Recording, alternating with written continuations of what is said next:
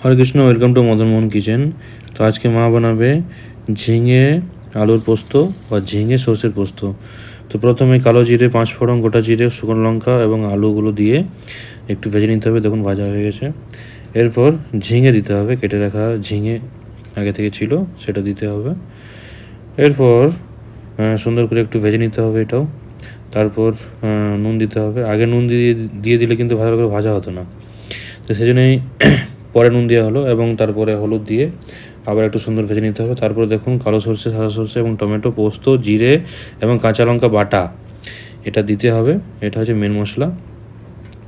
এরপর গরম জল দিয়ে একটু ঢাকা দিতে হবে এভাবে হালকা করে, জাস্ট 2 মিনিট হাই ফ্লেমে দিতে হবে। তারপর দেখুন কাঁচা লঙ্কা আবার আলাদা করে দিতে হবে এবং সরষের তেল উপর থেকে।